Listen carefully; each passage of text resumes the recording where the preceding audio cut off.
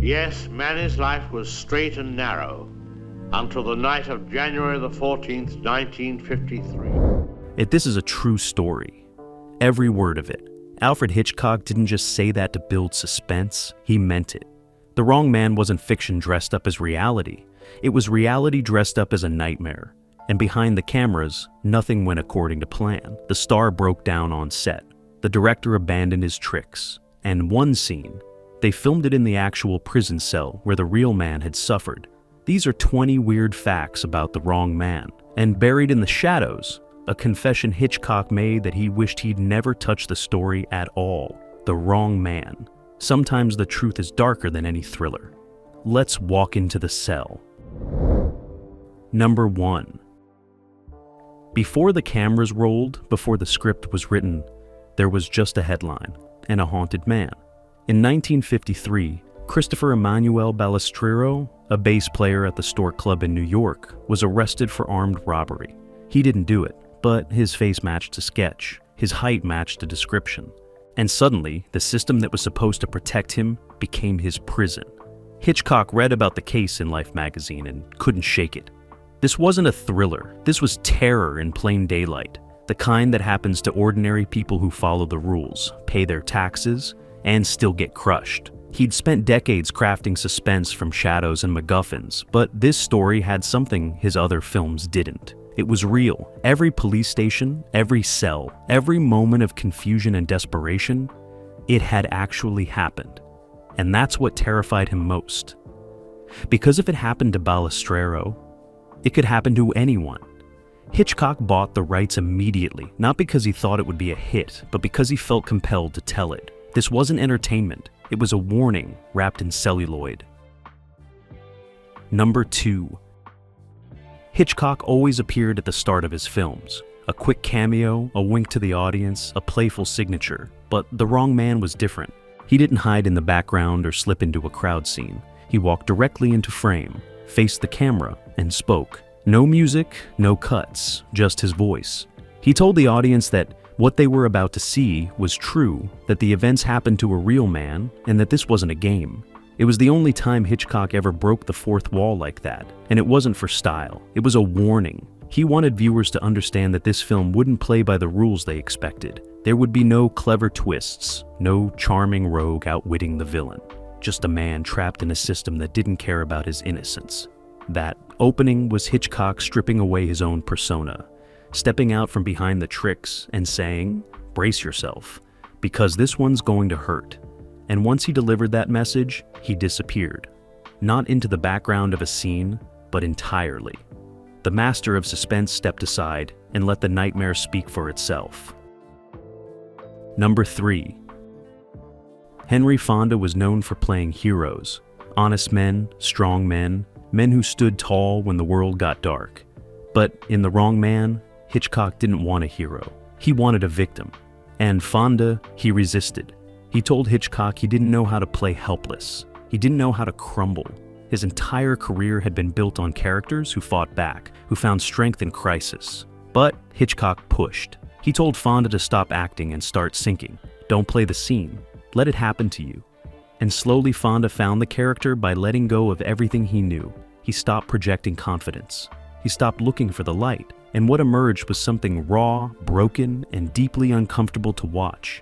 In one scene, Fonda's character is led through a police lineup, and you can see it in his eyes. Not performance, but genuine fear. Fonda later said it was the hardest role of his career, not because of the lines, but because he had to become a man who couldn't win. A man whose only crime was being in the wrong place with the wrong face. And that helplessness, it stayed with him long after filming wrapped. Hitchcock speaking. In the past, I have introduced you. Number 4. Vera Miles was cast as Rose Balestrero, Manny's wife, collapses under the weight of her husband's false accusation. But Miles brought something to the role that Hitchcock hadn't expected. Vulnerability so raw it made the crew uncomfortable. In one scene, Rose has a breakdown. She spirals into paranoia, blaming Manny, blaming herself, losing grip on reality. Miles played it with such intensity that Hitchcock stopped the cameras. Not because it was bad, but because it was too real. The crew stood in silence. Some turned away. Miles had tapped into something deeper than the script, a kind of unraveling that felt like witnessing an actual mental collapse. Hitchcock later said he'd never seen an actress go that far without losing herself entirely. And the scary part, Miles didn't rehearse it. She just let it happen. After the take, she sat quietly in the corner, shaking. No one approached her. They didn't know what to say, because what she'd done wasn't acting. It was exposure. And in that moment, the film stopped being about a wrong man. It became about what happens to the people who love him when the world decides he's guilty. Number 5. Hitchcock was known for control. Every frame meticulously planned, every shadow calculated, every performance sculpted. But the wrong man broke him. He couldn't use his usual tricks. The story didn't allow for clever angles or suspenseful music cues. It demanded something he rarely gave, restraint. So he made a decision that shocked his crew. He would shoot it like a documentary. No elaborate sets, no theatrical lighting. Just flat, cold, honest visuals. He abandoned the crane shots, the dramatic zooms, the signature moves that made him Hitchcock. Instead, he used handheld cameras, natural light, and real locations. He filmed in the actual police stations where Balistrero was processed.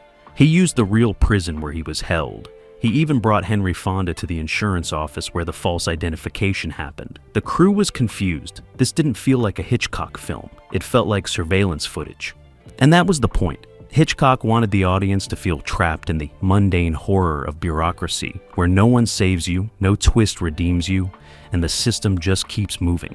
It was the most radical creative choice of his career, and it cost him, because audiences didn't want reality from Hitchcock. They wanted escape, and this film offered none. Yes, Manny's life was straight and narrow.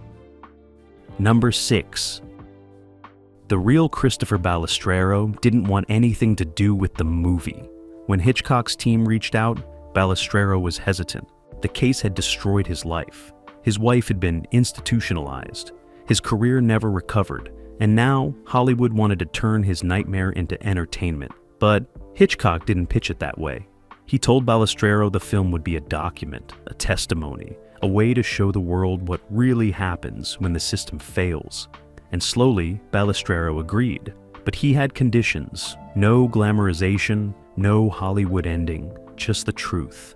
Hitchcock promised. And to his credit, he kept that promise. He didn't soften the edges. He didn't add a triumphant courtroom speech. He didn't give Fonda a moment to shine.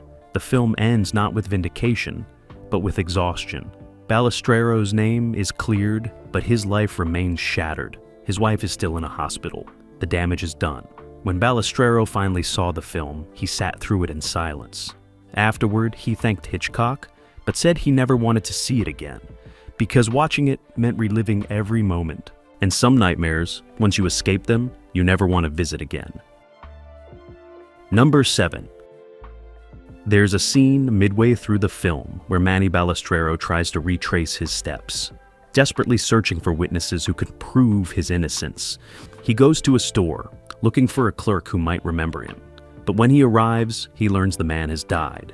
Then another witness, dead, then another, gone.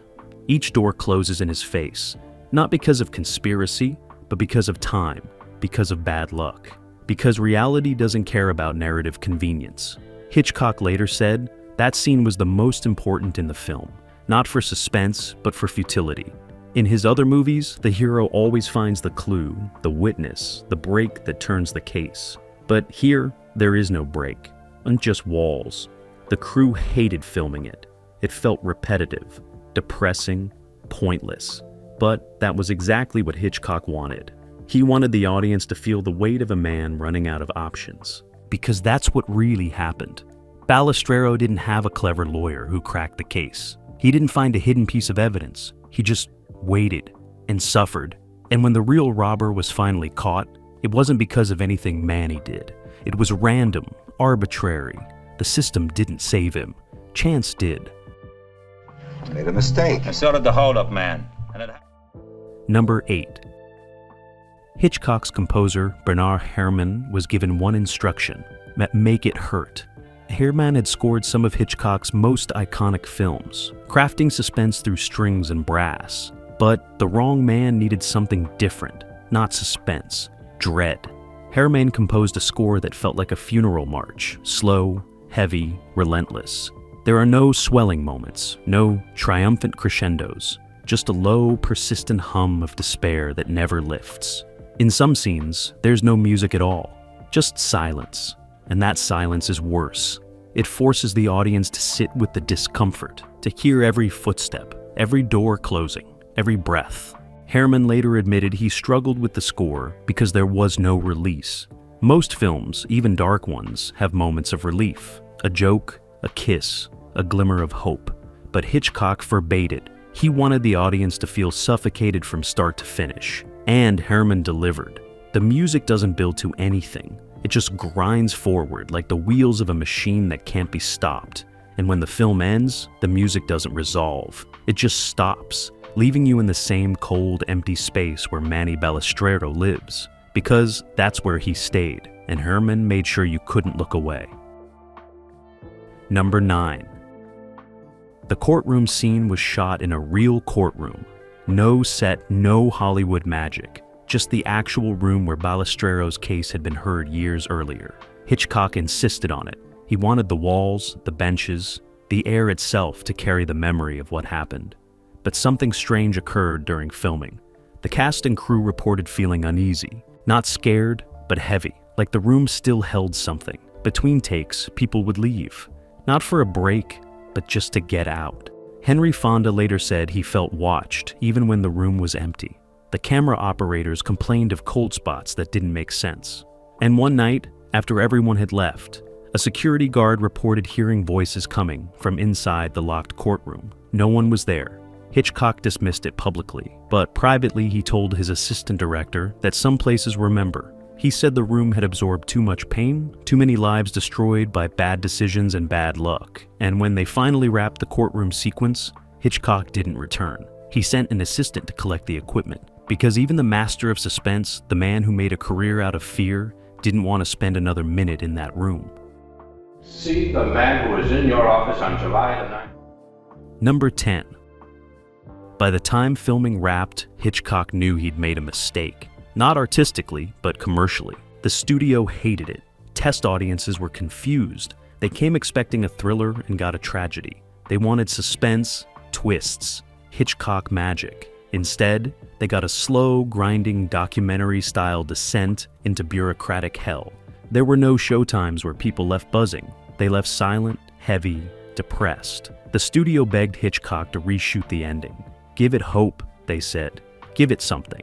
But Hitchcock refused. He'd made a promise to Balistrero. He'd promised to tell the truth. And the truth was, there was no satisfying ending. Manny was cleared, but he didn't get his life back. His wife didn't magically recover. The system that destroyed him kept running, and it would destroy others. When the film was released, it bombed. Critics respected it, but didn't love it. Audiences avoided it. And Hitchcock, for the first and only time in his career, admitted regret. Not for making the film, but for what it cost him to make it. He told Francois Truffaut in a later interview that The Wrong Man haunted him more than any of his other films, because it wasn't fiction, and he couldn't escape it. Number 11. The prayer scene wasn't in the script. Manny Balistrero, desperate and broken, stands alone in his bedroom and prays. As he does, an image superimposes over his face. The real robber, the actual man whose crimes destroyed Manny's life. It's the only moment in the film where Hitchcock used a special effect, and he agonized over it for weeks. His crew argued it was too on the nose, too theatrical, too much like the Hitchcock they'd been avoiding. But Hitchcock insisted. He said the moment needed something beyond reality because that's when Balistrero's nightmare finally shifted. Not through evidence, not through justice, but through faith and coincidence colliding in a way that felt almost supernatural. When they filmed it, Fonda didn't know the effect was coming. Hitchcock told him to pray, really pray, and Fonda did. He closed his eyes and spoke the words like a man with nothing left. And when Hitchcock overlaid the image of the real robber, caught on camera just days after Balistrero's prayer, it created one of the most haunting visuals in the entire film. Critics debated whether it worked. Some said it broke the documentary style. Others said it was the only moment of grace in a graceless story. But Hitchcock never explained it. He just said, some things happen that we can't explain. And sometimes, you have to show the mystery, even if it doesn't make sense. Number 12. Vera. Miles never recovered from the role. After filming wrapped, she took a year off from acting.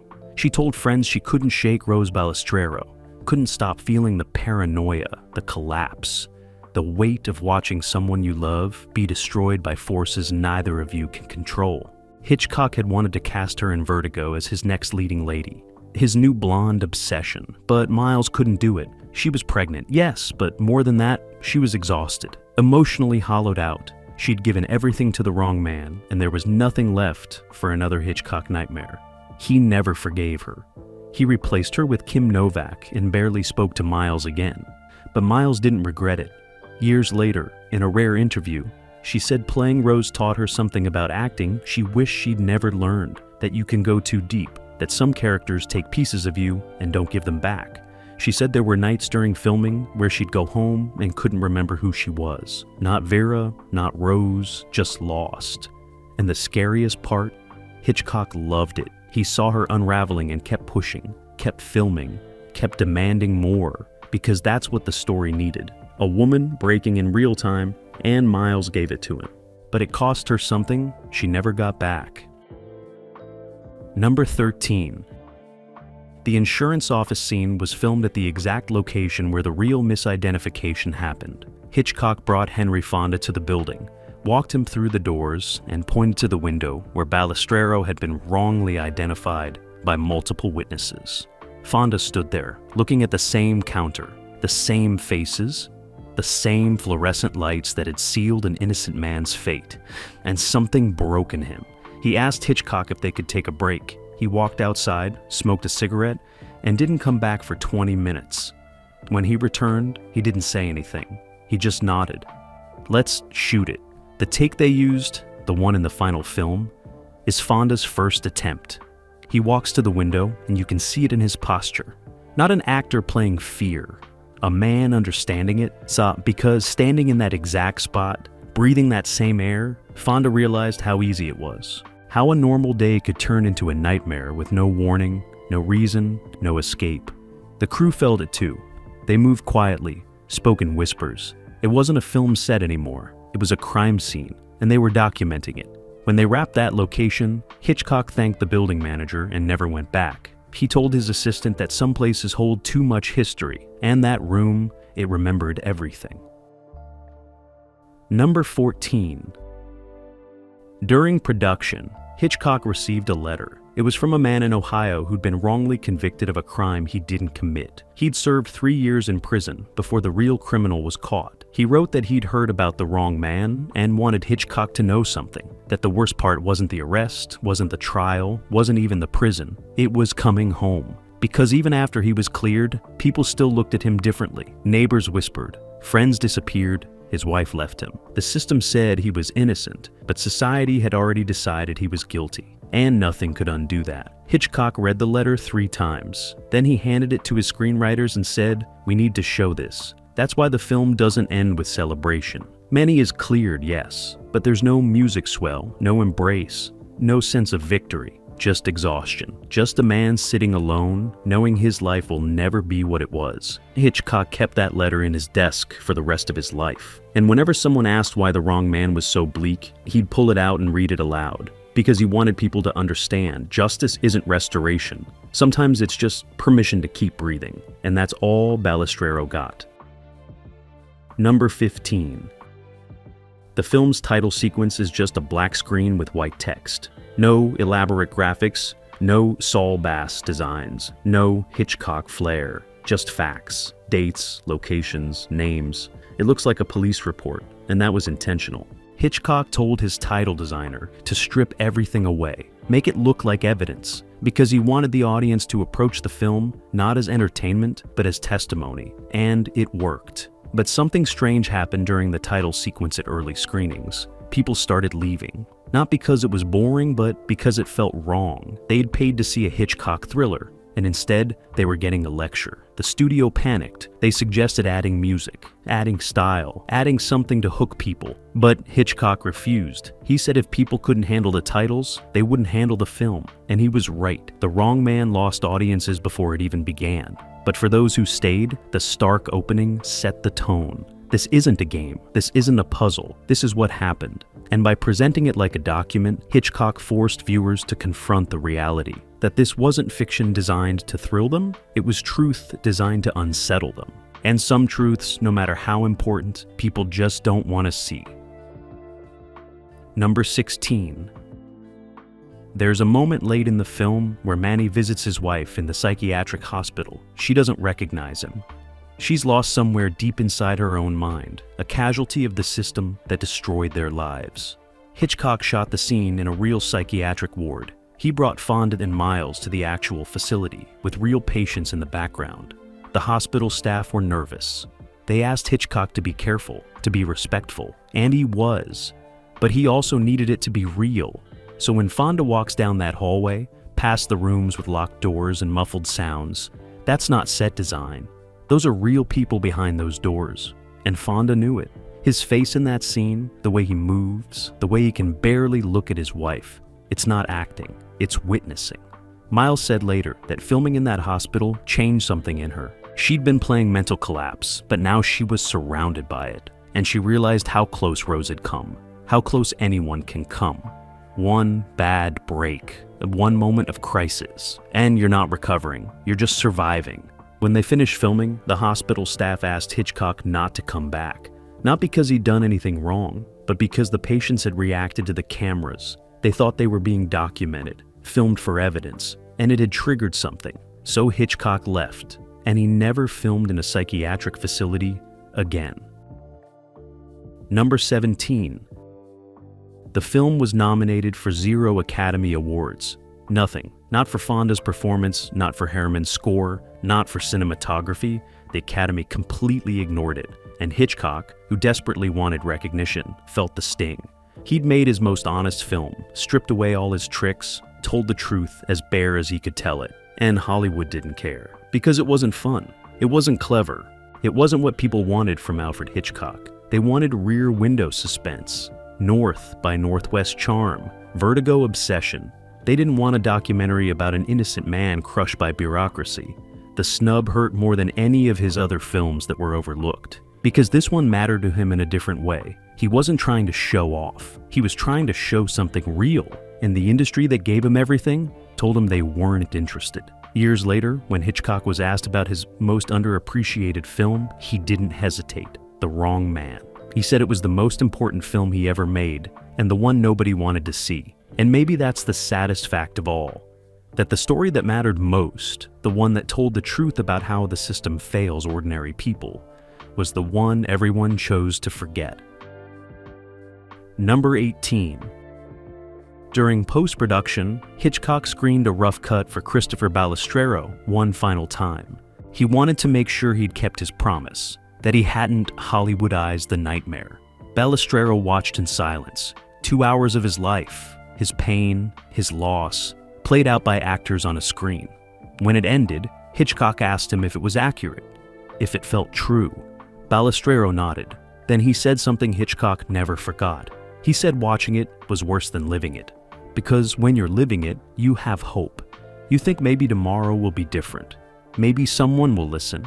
Maybe it'll end. But watching it, you see the whole thing at once. You see how trapped you were, how every door was already closed, how nothing you did mattered. And that realization, Balestrero said, was heavier than the original nightmare. Hitchcock sat with that for a long time. He'd tried to honor Balestrero's story, to give it dignity, to show the world what had happened, but in doing so, he'd created something that hurt the real man all over again. And there was no fixing that. No reshooting, no softening, because the truth doesn't have different versions. It just is, and sometimes being seen is its own kind of violence. Number 19. The Wrong Man made less money than any other Hitchcock film of that era. It opened quietly, earned weekly, and disappeared from theaters faster than anyone expected. Warner Brothers considered it a failure and barely promoted it. Critics gave it respectful reviews, but no passion.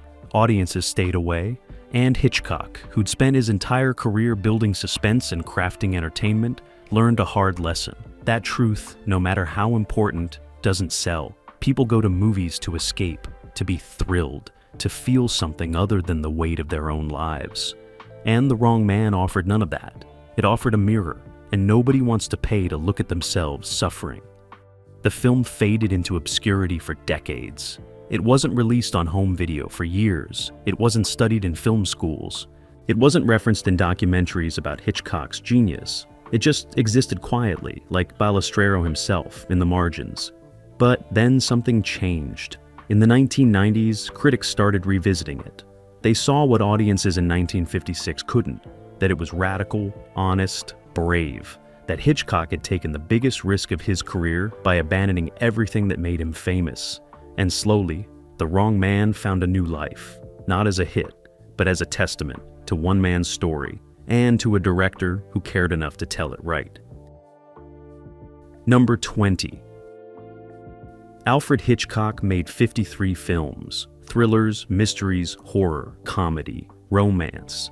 But when he was asked late in life which film haunted him most, he didn't say Psycho or Vertigo. He said The Wrong Man, because it was the only one that happened, the only one where he couldn't hide behind fiction or clever twists or cinematic tricks. He had to look directly at human suffering caused not by villains, but by systems, by mistakes, by the terrible randomness of being in the wrong place at the wrong time. And that scared him more than any monster he ever created. He told Francois Truffaut that making The Wrong Man taught him something he wished he didn't know. That film couldn't fix anything. He'd told Balistrero's story as honestly as he could, and it didn't change the system. It didn't prevent other wrong men from being arrested. It didn't heal Balistrero's wife or restore his life. It just documented the horror. And documentation, Hitchcock realized, was cold comfort. He never made another film like it. He went back to thrillers, back to control, back to the safety of fiction, where the good guys could win and justice could be served. Because The Wrong Man proved that reality doesn't care about satisfying endings. And Hitchcock, for all his mastery, couldn't bear to face that again. Bonus fact: years after the film's release, a strange coincidence emerged. In 1978, a man named Richard Balistrero, no relation to Christopher, was wrongly accused of a crime in California. Different state, different crime, different decade, but the same last name.